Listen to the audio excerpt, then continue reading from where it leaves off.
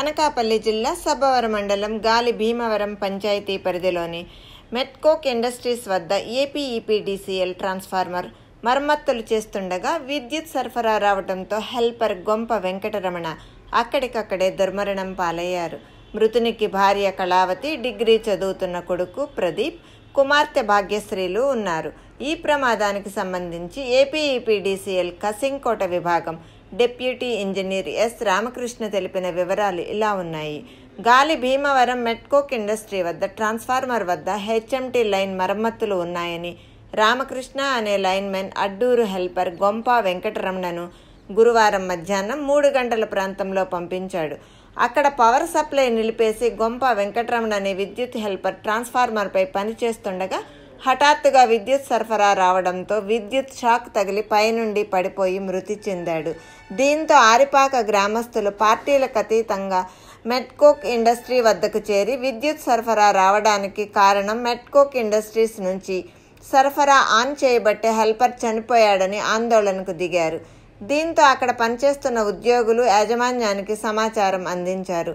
యాజమాన్యం ఎంతసేపటికి రాకపోవడంతో ఆరిపాక పంచాయతీ ప్రజలు ఆందోళనకు దిగారు. శాంతి భద్రతలకు విఘాతం కలగకుండా సబ్బవరం సిఐ పిన్నింటి రమణ పోలీస్ బందోబస్తు ఏర్పాటు చేశారు. ఇది ఇలా ఉండగా ఏపీఈపీడీసీఎల్ కసింకోట విభాగం డి రామకృష్ణ మీడియాతో మాట్లాడుతూ, ప్రమాదవశాత్తు చనిపోయిన సిపిడబ్ల్యూ సిబ్బంది వెంకటరమణ కుటుంబాన్ని ఆదుకునేందుకు 5 లక్షల గ్రూప్ ఇన్సూరెన్స్ అందజేయడం జరుగుతుందని, ఆ కుటుంబంలో ఒకరికి ఉద్యోగం ఇచ్చే వెసులుబాటుపై పరిశీలిస్తామని తెలిపారు. అయితే కసింకోట ఆర్ఈసీఎస్ విద్యుత్ సంస్థను ఏపీఈపీడీసీఎల్ సంస్థలో విలీనం చేసినప్పటికీ ఆర్ఎస్ఎస్ ఉద్యోగులను ఎవరిని కూడా ప్రభుత్వ ఉద్యోగులుగా గుర్తించలేదని, ఈ సమస్య న్యాయస్థానంలో పెండింగ్లో ఉందని తెలిపారు. నిరుపేద కుటుంబాలకు చెందిన తరచూ విద్యుత్ లైన్మెన్ల హెల్పర్లు తరచూ ప్రమాదాలకు గురై మృతి చెందినప్పటికీ ప్రభుత్వం నుండి ఎలాంటి సహాయం అందడం లేదని, ఆ కుటుంబాలను ఆదుకునే నాదుడే కరువయ్యాడని సిపిడబ్ల్యూ ఉద్యోగుల సంఘం అధ్యక్షుడు గోవిందరావు డిమాండ్ చేశారు. ఇప్పటి వరకు తమను ప్రభుత్వ ఉద్యోగులుగా గుర్తించని ఏపీఈపీడీసీఎల్ సంస్థ ఇకనైనా ప్రమాదాలు సంభవించినప్పుడు ప్రభుత్వ ఉద్యోగులకు ఇచ్చే మాదిరిగానే 50 లక్షల నష్టపరిహారం, కుటుంబానికి 1 ఉద్యోగం కల్పించి ఆదుకోవాలని డిమాండ్ చేశారు.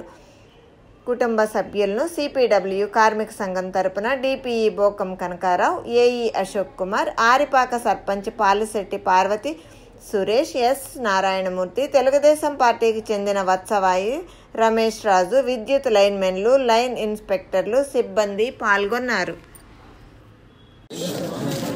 కసింకోట ఏపీఈపీడీసీఎల్ ఇండస్ట్రీ ఈరోజు మా కుటుంబ సభ్యుడైన రమణ గారు ఈ గ్రామంలో పనిచేస్తుండగా దురదృష్టవశాత్తు ప్రమాదం జరిగి చనిపోయాడని చెప్పి తెలిసి వెంటనే ఇక్కడ రావడం జరిగింది.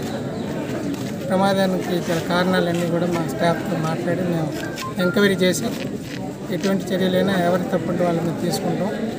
ప్రాథమికంగా మాకు తెలిసింది ఏంటంటే, ఇక్కడ ఒక హెచ్టీ సర్వీస్కి సప్లై ప్రాబ్లం ఉన్నదని చెప్పి ఆయన పిలవడంతో మరి ఇక్కడ సిపిడబ్ల్యూ ఇతను అలాగే పక్కన రమణ గారికి ఉండేది ఆయన అడ్డూరులో పనిచేస్తారు. మరి ఇక్కడ రామకృష్ణ అనే సిపిడబ్ల్యూ ఇక్కడ ఈ పని గురించి ఆయన సహాయం అడగడం జరిగింది. వాళ్ళిద్దరు కలిసి వచ్చి పని చేస్తున్నప్పుడు ప్రమాదం జరిగినట్టు మా దృష్టిలోకి వచ్చింది.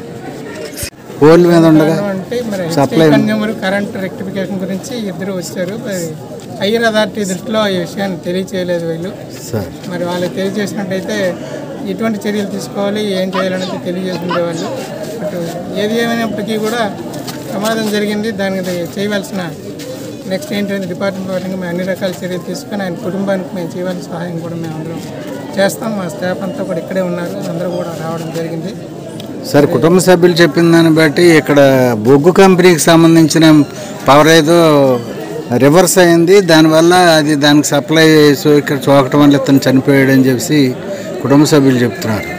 మేము పూర్తి స్థాయిలో విచారణ చేపట్టిన తర్వాత దాని మీద రిపోర్ట్ కూడా తయారు చేసి దానికి అవసరమైతే చర్యలు తీసుకోవడం జరుగుతుంది సార్. ఈ కన్జ్యూమర్ మీద కూడా చర్యలు తీసుకునే అవకాశం ఉంటే మేము పరిశీలన చేస్తున్నాం, అది కూడా తీసుకుంటాం. పూర్వం ఆర్ఐసిఎస్లో ఉండగా వీళ్ళకి కాంపన్సేషన్లు అవి వచ్చేవి. ఇప్పుడు ఏపీఈపీడీసీఎల్లో కూడా మెర్జ్ కాలేదు, ఇంకా పెండింగ్ ఎట్ కోర్ట్ అని చెప్తున్నారు. వీళ్ళ ఇష్యూ నష్టపరిహారం ఇలాంటి సంఘటనలకు ఎప్పుడైనా ఇచ్చారా? ఇస్తే ఎలాంటి సహాయం అందిస్తారు? నష్టపరిహారం అనేది మనం ఏ ఎంప్లాయీ అయినా చనిపోయినప్పుడు ఇవ్వడం డిపార్ట్మెంట్లో జరుగుతుంది. బరియల్ ఖర్చు ఈసీఎల్ అయినా బరియల్ ఖర్చులు కూడా ఇస్తారు. గోవిందరావు అండి.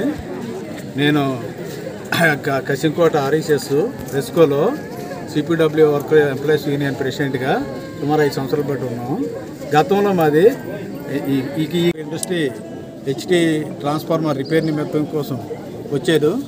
ప్రమాదవత్తు కరెంట్ షాక్ తగిలి కింద పడి చనిపోవడం జరిగింది. దాని నిమిత్తం మా డిఈ గారు, గ్రామ సర్పంచ్, గ్రామ ప్రజలు అందరూ కలిసి రావడం జరిగింది. మా యూనియన్ కూడా వచ్చి స్పందించడం జరిగింది.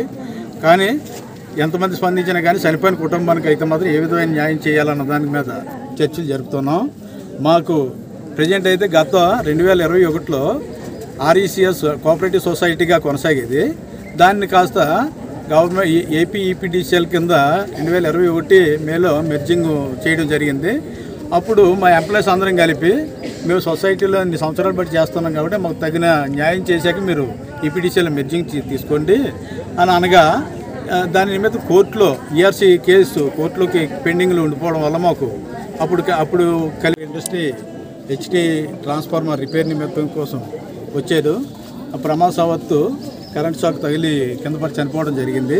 దాని నిమిత్తం మా డిఈ గారు, గ్రామ సర్పంచ్, గ్రామ ప్రజలు అందరూ కలిసి రావడం జరిగింది. మా యూనియన్ కూడా వచ్చి స్పందించడం జరిగింది. కానీ ఎంతమంది స్పందించినా కానీ చనిపోయిన కుటుంబానికి అయితే మాత్రం ఏ విధమైన న్యాయం చేయాలన్న దాని మీద చర్చలు జరుపుతున్నాం. మాకు ప్రజెంట్ అయితే గత 2021లో ఆర్ఈసిఎస్ కోఆపరేటివ్ సొసైటీగా కొనసాగేది. దాన్ని కాస్త గవర్నమెంట్ ఏపీఈపీడీసీఎల్ కింద 2021 మేలో మెర్జింగ్ చేయడం జరిగింది. అప్పుడు మా ఎంప్లాయీస్ అందరం కలిపి మేము సొసైటీలో 2 సంవత్సరాలు బట్టి చేస్తున్నాం కాబట్టి మాకు తగిన న్యాయం చేశాక మీరు ఈపీడీసీఎల్ మెర్జింగ్ తీసుకోండి అని అనగా దాని నిమిత్తం కోర్టులో ఈఆర్సీ కేసు కోర్టులోకి పెండింగ్లో ఉండిపోవడం వల్ల మాకు అప్పుడు కలిపి కుటుంబానికి ఒక ప్రైవేట్ కంపెనీలో ఏ వ్యక్తి చనిపోయినా 10 నుంచి 20 లక్షలు 50 లక్షల వరకు 50 లక్షలు కాంపన్సేషన్ ఇవ్వడం జరుగుతుంది. కానీ మా ఈపీడీసీఎల్ ఆర్ఈసిఎస్ కాకుండా మధ్యలో ఉండిపోవడం మూలాన ఇటు డిఈ గారు ఏ నిర్ణయం తీసుకోలేకపోతున్నారు. అలాగని మా ఎండి గారు కూడా ఏ నిర్ణయం తీసుకునేలేదు, కోర్టు పరిధిలో ఉందని చెప్పేసి చెప్పడం జరిగింది. ఎస్కేప్ అయిపోవడం జరుగుతుంది. కాబట్టి మేము ఈవేళ జరిగిన సంఘటన మా కుటుంబానికి ఒక 50 లక్షలు నష్టపరిహారం ఇచ్చే విధంగా ఒక డిమాండ్ అండి. నెక్స్ట్ ఉద్యోగ భద్రత కల్పించమని ఒకటి కోరడం జరిగింది. తర్వాత పని ఒత్తిడి కూడా తగ్గించమని మేనేజ్మెంట్ వారిని కోరుకుంటున్నాం. స్టాఫ్ను కూడా పెంచమని ఇది జరిగింది సార్. ఇంక ఇటువంటి పునరావృతం కాకుండా ఉండాలని రేపు మా మేనేజ్మెంట్ వెళ్ళి మా యూనియన్ వాళ్ళందరం వెళ్ళి కలుస్తామని చెప్పేసి వీడియో వినపంగా తెలియపరుస్తుంది.